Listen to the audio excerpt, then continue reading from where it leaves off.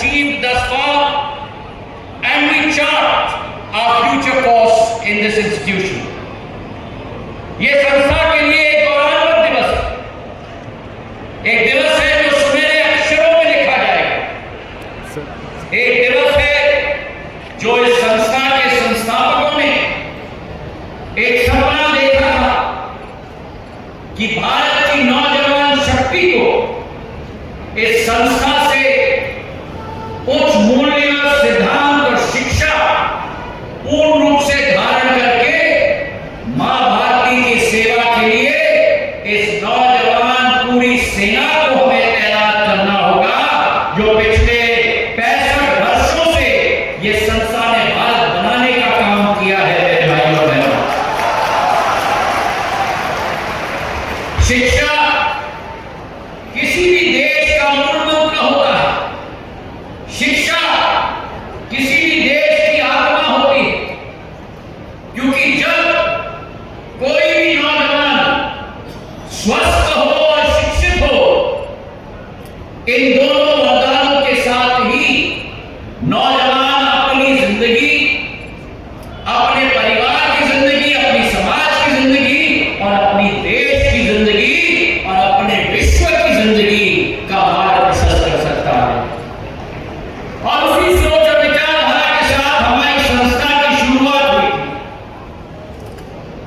सन 1957 में इस संस्था की आदर्शिका रखी गई थी, और ये संस्था की आदर्शिका किसी और के द्वारा नहीं, लेकिन देश के राष्ट्रपति पंडित राजेंद्र प्रसाद जी के द्वारा 1957 में ये संस्था की आदर्शिका रखी गई थी, मेरे दादा आजोबा महाराजा देवाजीराव सिंधिया जी के साथ। और ठीक 8 साल बाद दुखदपूर्ण वे न रहे, लेकिन मेरी आज्ञा राजमाता विजयराजे सिंधिया जी के साथ देश के तत्कालीन राष्ट्रपति सर्वपल्ली राधाकृष्णन जी ने इस संस्था का लोकार्पण किया। 1964 में इस संस्था के द्वार मां सरस्वती की वेदना के साथ भारतवर्ष के विकास और प्रगति के रास्ते को बुलंद करने के लिए इस कैंपस में खोले गए। और हमारा मिशन था that knowledge should be the medium to access opportunities and advancement for growth. Madhav Institute of Technology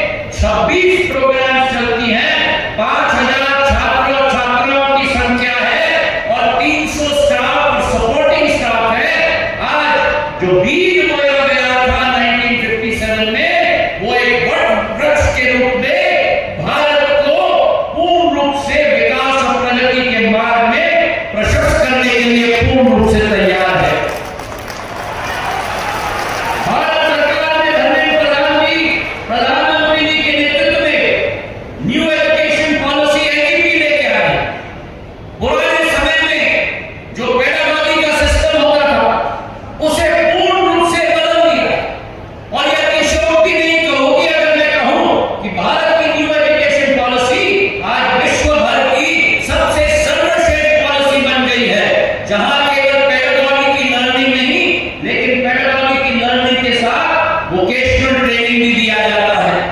Bharat को आगे बढ़कर केवल एशिया का मार्ग प्रशस्त नहीं करना है, लेकिन भारत को विश्व का मार्ग प्रशस्त करना है।